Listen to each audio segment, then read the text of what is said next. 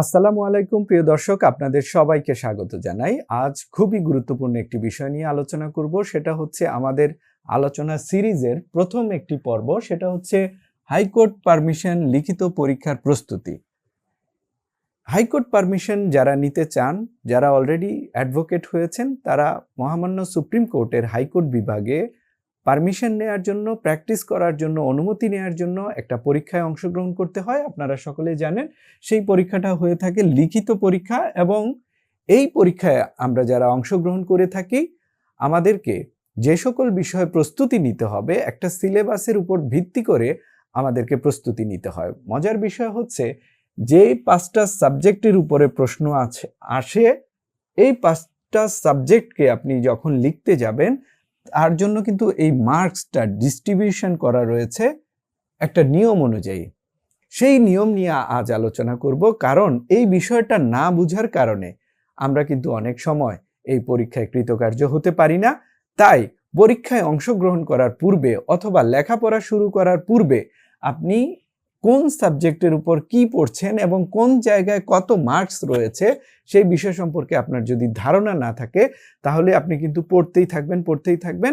Ultimate একটা সময় আপনার কাছে অসহ্য মনে হবে, অথবা আপনার রেজাল্টও খারাপ হয়ে যেতে পারে। আর আপনি যদি বুঝে ফেলেন যে আপনার সিলেবাসটা কি এবং কোন জায়গায় কত মার্কস রয়েছে, ড্রাফট করতে গেলে সেই সকল বিষয় যদি আপনি নজর দিয়ে পড়াশোনা করেন, তাহলে কিন্তু আপনি কম পরিশ্রম করে যথাযথ বিষয় জানার পর যদি আপনি লেখেন, ড্রাফট করেন, পরীক্ষায় বসেন, আশা করা যায় আপনার রেজাল্ট ভালো হবে।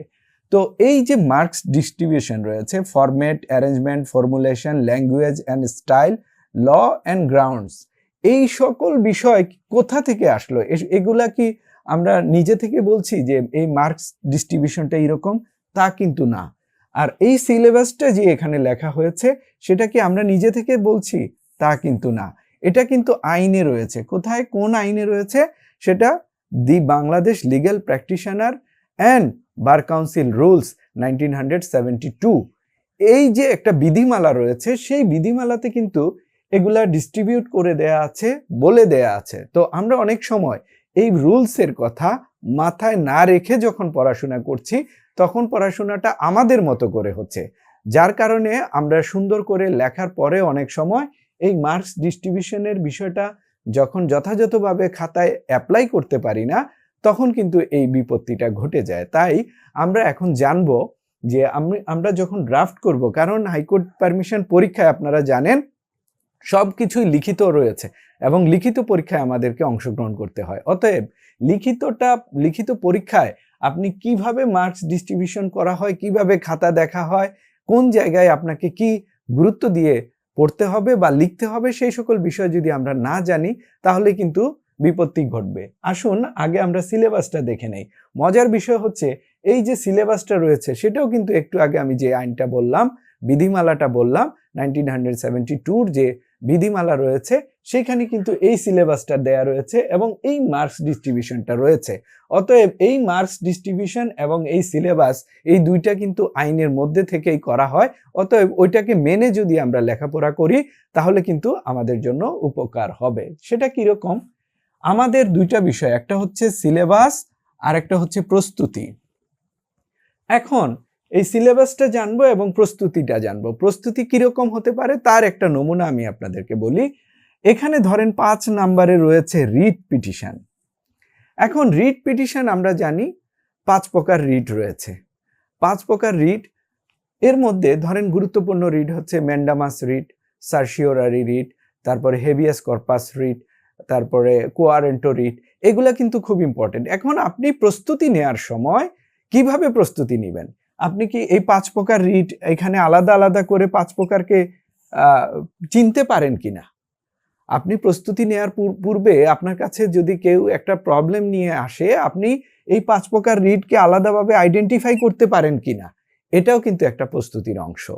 কারণ আপনারা জানেন গত যে পরীক্ষা হয়েছে, সেই পরীক্ষা অনুযায়ী যদি ভবিষ্যতে পরীক্ষা হতে থাকে, তাহলে কিন্তু আপনি প্রশ্ন বুঝে এই 5 প্রকারের কোন প্রকার রিট আপনার কাছে চাওয়া হয়েছে, সেটা কিন্তু আপনাকে বুঝে ফেলতে হবে। আরেকটা ইম্পর্টেন্ট বিষয়, এই 5 প্রকার রিটের অনেক সময় দেখা যায় প্রেয়ার পোর্শন, আমরা যে সর্বশেষ অংশে যে প্রেয়ারটা করে থাকি, সেই প্রেয়ারের অনেক সময় কিছুটা পার্থক্য হয়ে যায়। তাহলে আপনি বুঝে ফেলতে হবে কোন রিটে কি প্রেয়ার থাকতে হবে, সেটা আপনার নলেজে যদি পরিষ্কার থাকে, যেই প্রকারের রিট আসুক না কেন আপনি কিন্তু আনসার করতে পারবেন এবং আপনার ফরম্যাট আপনি ঠিক রাখতে পারবেন।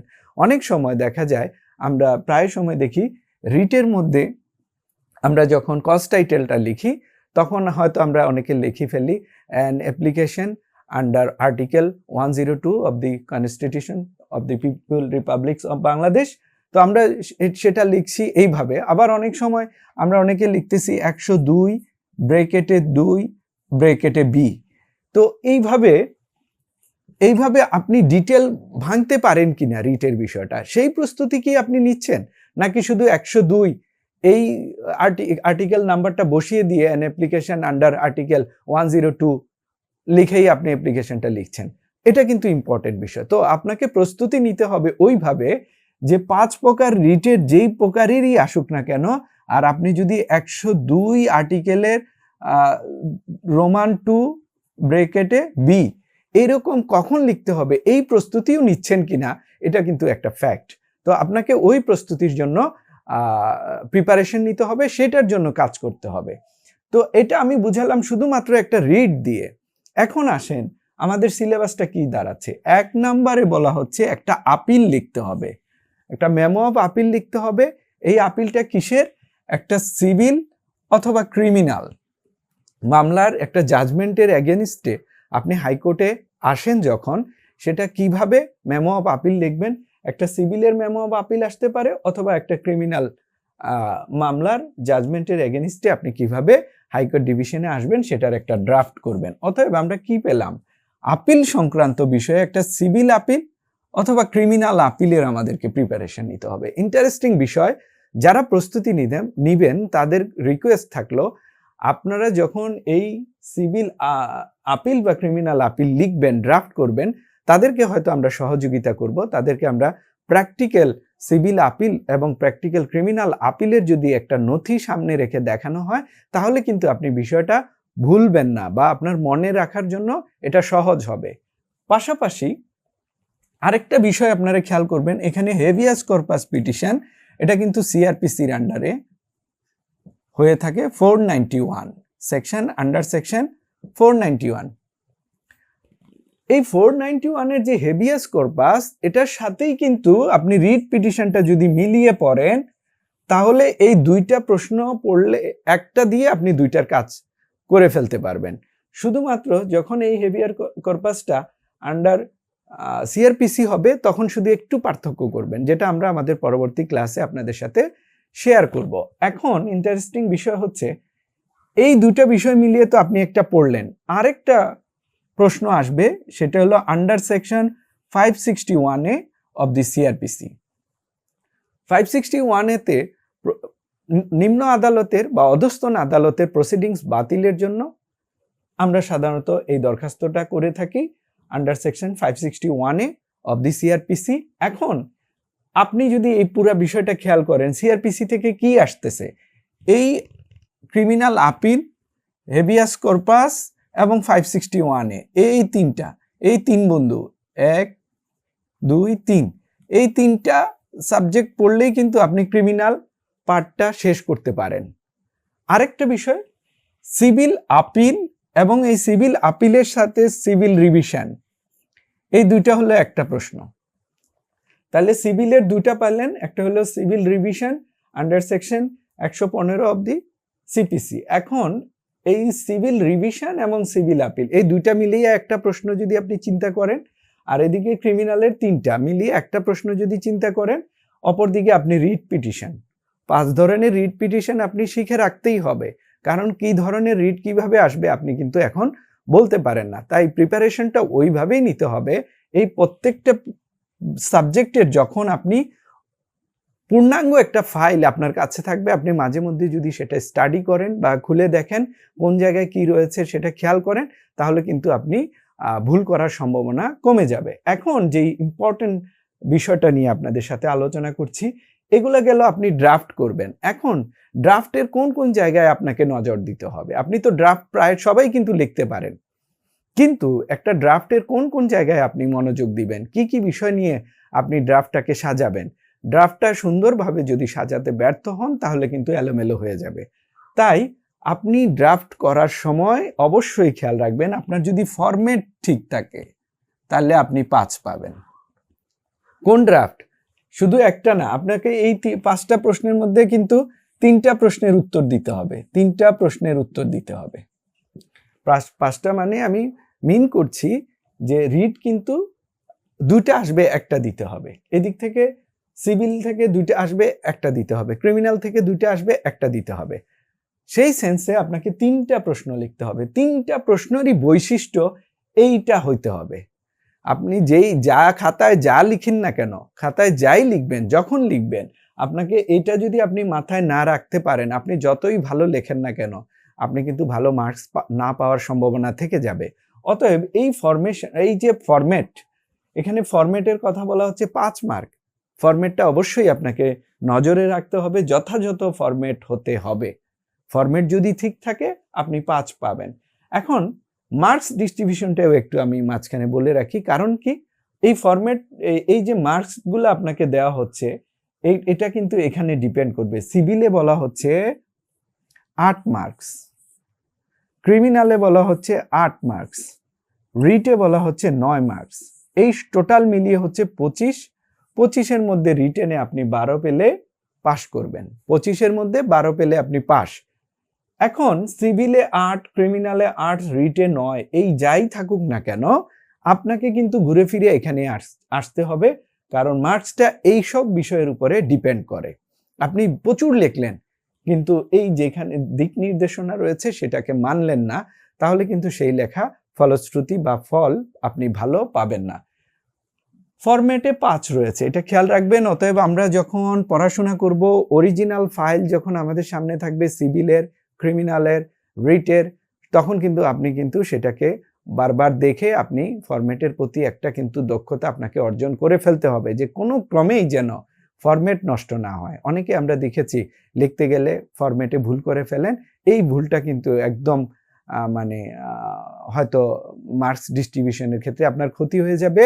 ফরম্যাটের ক্ষেত্রে কোনো কম্প্রোমাইজ করবেন না, তখন কিন্তু এই 5টা মার্ক আপনি ইজিলি পাবেন, কারণ ফরম্যাট নিয়ে আপনাকে পরিশ্রম করতে হবে না, যথাযথভাবে ফরম্যাটটা ঠিক রাখলেই কিন্তু হয়ে যায়। এরপর আসেন অ্যারেঞ্জমেন্ট। আপনি যে ড্রাফটগুলো লিখছেন, ওই যে 3টা ড্রাফট, 5টা সাবজেক্টের উপরে 3টা ড্রাফট, সেই 3টা ড্রাফটের অ্যারেঞ্জমেন্টের উপরে আপনাকে 5 দেওয়া হবে। আপনি যেভাবে লিখছেন আপনার অ্যারেঞ্জমেন্টটা ঠিক হচ্ছে কিনা, এগুলো বিষয় নিয়ে আমরা আরো ডিটেল আলোচনা করব। আজ আমি শুধুমাত্র আপনাদের কনসেপ্টটা ক্লিয়ার করে দিচ্ছি। সিলেবাস এবং প্রস্তুতি আপনি যদি যথাযথভাবে না বুঝেন, প্রস্তুতিটা কিভাবে গ্রহণ করবেন সেটা যদি না বুঝেন, তাহলে কিভাবে আপনি ক্ষতিগ্রস্ত হবেন লিখিত পরীক্ষায়, সেই বিষয় সম্পর্কে যদি আপনাদের সচেতন না করি, তাহলে কিন্তু সেটা মুশকিল হয়ে যায়। আরেকটা বিষয় হচ্ছে ফর্মুলেশনেও কিন্তু 5 মার্ক। মজার বিষয় হচ্ছে এগুলো কেন আমি গুরুত্ব দিচ্ছি, এগুলো কিন্তু আইন দ্বারা নিয়ন্ত্রিত। আইনে বলা আছে এইভাবেই আপনাকে সাজাতে হবে, লিখতে হবে। এটা যদি আইন না হয়ে আমার মুখের কথা হতো, তাহলে এটাতে আপনি গুরুত্ব দেন বা না দেন সেই একটা প্রশ্ন এসে যায়। কিন্তু এটা যেহেতু আইনে বর্ণনা দেয়া রয়েছে, এইভাবেই মার্কস ডিস্ট্রিবিউশন করা হয়, অতএব এটাকে কিন্তু আপনাকে গুরুত্ব দিতেই হবে। এরপরে চলে আসেন ল্যাঙ্গুয়েজ এবং স্টাইল। ল্যাঙ্গুয়েজটা কি? আমরা সাধারণত ড্রাফটিংয়ে এক ধরনের ল্যাঙ্গুয়েজ ব্যবহার করি, কিছু কিছু সিলেক্টিভ বা কিছু কিছু শব্দ রয়েছে, এগুলো আমরা প্রয়োগ করে থাকি। কিছু টার্মস রয়েছে, সেগুলো আমরা ব্যবহার করে থাকি। এগুলা কিন্তু যথাযথভাবে আমরা যদি ব্যবহার না করি, তাহলে বোঝা যাবে যে আপনি নিয়মিত আদালতে আসেন না বা আপনি ড্রাফটিংয়ের সাথে ইনভলভ না, সেই জায়গা থেকে বোঝা যাবে। তাই আদালতে ব্যবহৃত যে সকল শব্দ রয়েছে সেই সকল শব্দ আমরা ব্যবহার করি কিনা, এবং বাক্য গঠনের যে স্টাইল রয়েছে সেই স্টাইলটা আমরা অবলম্বন করি কিনা। যে বাক্য গঠনের যে সকল স্টাইল রয়েছে আপনারা খেয়াল করে দেখবেন, প্রেয়ার পোর্শনে আমরা সুন্দর শব্দ ব্যবহার করছি, গ্রাউন্ডে সুন্দর সুন্দর শব্দ ব্যবহার করছি, কজ টাইটেলে অনেক সময় আমরা শব্দ ব্যবহার করে থাকি। এই বিষয়গুলো কিন্তু আমাদেরকে অবশ্যই নজরে দিতে হবে। তা না হলে কিন্তু এই ল্যাঙ্গুয়েজ এবং স্টাইল, এই দুইটা বিষয় যদি ধরা যায় যে আপনার ল্যাঙ্গুয়েজ এবং স্টাইল যথাযথভাবে হচ্ছে না, আদালতে যে সকল শব্দ ব্যবহার হয়, বাক্য ব্যবহার হয়, যে স্টাইলে বাক্যগুলা গঠন করা হয়, সেই স্টাইলটা যদি আপনি রপ্ত না করতে পারেন তাহলে কিন্তু একটু হলেও মুশকিল হয়ে যাবে। আরেকটা বিষয় শেষের দিকে, ল এবং গ্রাউন্ডস। এই যে আপনি আইন প্রয়োগ করছেন কিনা, আপনার গ্রাউন্ডসগুলা লেখার সময় আপনি যথাযথভাবে আইনটাকে প্রয়োগ করে দিচ্ছেন কিনা, আপনার গ্রাউন্ডে লিখতে গিয়ে আপনি কোনো আইনের সেকশন উল্লেখ করছেন কিনা, কোনো নির্দিষ্ট আইনের নামটা লিখছেন কিনা, কোন সেকশনে এটা বাড়িত সেটা লিখছেন কিনা, এই সকল বিষয় যদি আপনি প্রয়োজন থাকে এবং সেটা যদি উল্লেখ না করে থাকেন তাহলে কিন্তু এই ল এবং গ্রাউন্ডসটা যথাযথভাবে না হওয়ার কারণে কিন্তু মার্কস কমে যেতে পারে। অতএব আমি আপনাদেরকে আবার বলবো, দয়া করে আপনারা ফরম্যাট ঠিক রাখতে হবে, অ্যারেঞ্জমেন্ট ঠিক রাখতে হবে, ফর্মুলেশন ঠিক রাখতে হবে, ল্যাঙ্গুয়েজ এবং স্টাইল ঠিক রাখতে হবে, ল এবং গ্রাউন্ডস ঠিক রাখতে হবে। এই 5টা বিষয় যখন আপনি ঠিক রাখতে যাবেন আপনার ড্রাফট কিন্তু অটোমেটিক্যালি সঠিক হতে বাধ্য হবে। আপনি যখন একটা ড্রাফট লিখবেন এই 5টা বিষয় যদি আপনি খেয়াল রাখেন তাহলে কিন্তু আপনার এটা অটোমেটিক্যালি ঠিক হবে, যেটা আমি আবার রিপিট করলাম। এবং আপনাদের সাথে যখন আমাদের পরবর্তী ক্লাসগুলোয় আমরা আলোচনা করব তখন একটা ড্রাফটের কোন কোন শব্দ আপনি মিস করতে পারবেন না, কোন কোন বাক্য মিস করতে পারবেন না, একটা রিট লিখতে গেলে তার 5 ধরনের রিটের কখন প্রেয়ার পোর্শন চেঞ্জ হবে সেই বিষয়গুলো নিয়ে আপনাদের ধারণা দেওয়ার চেষ্টা করব। পাশাপাশি আমরা আন্ডার আর্টিকেল 102 লিখে আমরা যখন ক্ষান্ত হয়ে যাচ্ছি এটাকে আরেকটু ডিটেল লেখা যায় কিনা, আপনি সেই প্রস্তুতি চাচ্ছেন কিনা। আপনার কিন্তু এখনকার প্রস্তুতিটা যদি আপনি যথাযথভাবে প্রস্তুতি নিতে পারেন তাহলে কিন্তু আপনি হাইকোর্ট ডিভিশনে যখন পারমিশন পেয়ে যাবেন তখন নিজে থেকে একটা মামলা ড্রাফট করা এবং নিজে থেকে মামলাটা এগিয়ে নেওয়া এগুলা কিন্তু আপনাকে সহযোগিতা করবে। আর আপনি যদি শুধুমাত্র পরীক্ষায় পাশের জন্য প্রিপারেশন নেন তাহলে এটা কিন্তু আরেক ধরনের প্রিপারেশন। আর আপনি যদি একই সময়ে চেষ্টা করেন না আমার পরীক্ষার প্রিপারেশনের পাশাপাশি আমি প্র্যাকটিসের একটা ধারণা নিতে চাই বা আদালতে যে সকল প্র্যাকটিস হয়ে থাকে সেই সকল বিষয় যদি আপনি রপ্ত করতে চান, আদালতে প্র্যাকটিক্যালি রিট পিটিশনের যে সকল পিটিশন হয় সেগুলা কিভাবে লেখা হচ্ছে আপনি একটু বেশি এনার্জি দেওয়ার চেষ্টা করেন, সিভিল রিভিশনটা আপনি চেষ্টা করেন। যেমন আমি আপনাদেরকে এই 561 এর একটা প্রয়োগ নিয়ে আলোচনা করি তাহলে আপনারা বুঝতে পারবেন যে আপনার প্রিপারেশনটা কি হবে। 561 এ আপনি শুধু একটা প্রসিডিংস বাতিল এইভাবে কিন্তু সাধারণভাবে চিন্তা করলেই হবে না। 561 এ সম্পর্কে আপনাকে আরো ধারণা নিতে হবে। যেমন ধরেন 561 এ আপনি একটা ডিসচার্জ পিটিশন দিলেন ম্যাজিস্ট্রেট কোর্টে, ম্যাজিস্ট্রেট কোর্ট সেটা নামঞ্জুর করলেন, আপনি রিভিশনে গেলেন মহানগর দায়রা জজ বা জেলা জজ আদালতে, সেখানেও আপনারটা নামঞ্জুর হলো। তাহলে রিভিশনের এগেইনস্টে আপনি হাইকোর্ট ডিভিশনে কিভাবে আসবেন? রিট করবেন নাকি 561 এতে আসবেন? অবশ্যই আপনি 561 এতে আসতে পারেন। তাই 561 এর সম্পর্কে যদি আপনি ব্যাপক ধারণা নিতে পারেন একটা ক্লাসের মাধ্যমে যে কখন কখন 561 এ হতে পারে, কোন কোন প্রেক্ষিতে 561 এ হতে পারে, আবার কোন কোন গ্রাউন্ডে আমি আসতে পারি, এই সকল বিষয় যদি আপনার সামনে উপস্থাপন করা হয় তাহলে নতুন করেও যদি কোনো প্রশ্ন তৈরি করা হয় তাহলে আপনি কিন্তু সেই প্রশ্নটার উত্তর দিতে পারবেন। যেমন ধরেন রিট পিটিশন সম্পর্কে আমি আরেকটা ধারণা দেই। সাধারণত আমরা জানি রিট পিটিশন পাবলিক অথরিটির বিরুদ্ধে হয়ে থাকে, কিন্তু কোন কোন ক্ষেত্রে আবার প্রাইভেট কোম্পানি বা প্রাইভেট অথরিটির বিরুদ্ধে হতে পারে, এই যে ব্যতিক্রম বিষয়টা সেটাও কিন্তু আপনি রিটে জানতে পারেন। এরকম রিটের মধ্যেও কিন্তু অনেক ব্যতিক্রম রয়েছে। যেমন ধরেন অল্টারনেটিভ রিমেডি যদি থাকে তাহলে কিন্তু রিটে সাধারণত আসা যায় না। তারপরেও যদি কোনো কোন ক্ষেত্রে দেখা যায় অল্টারনেটিভ ইফিকেশাস এবং স্পিডি রিমেডি থাকার পরেও অনেক সময় কিন্তু রিটে চলে আসা যায়।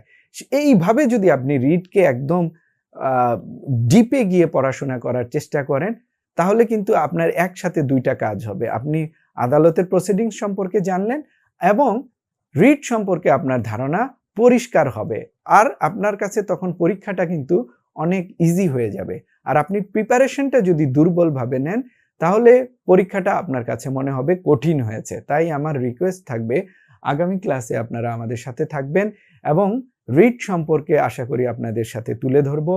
রিটের একদম সকল খুঁটিনাটি বিষয় আপনাদের সাথে তুলে ধরব, যাতে করে যেই ধরনেরই প্রশ্ন আসুক না কেন আপনি প্রশ্নটা পরে যেন বুঝতে পারেন এই প্রশ্নটা এই রিট হবে।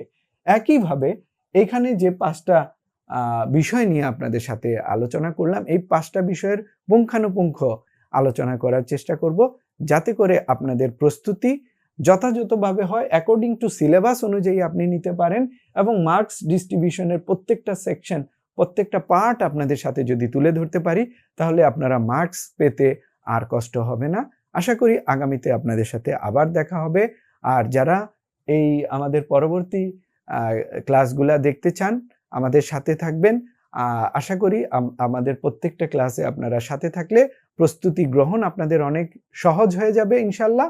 সে পর্যন্ত ভালো থাকবেন, সুস্থ থাকবেন। দেখা হবে পরবর্তী ক্লাসে। আল্লাহ হাফেজ। আসসালামু আলাইকুম।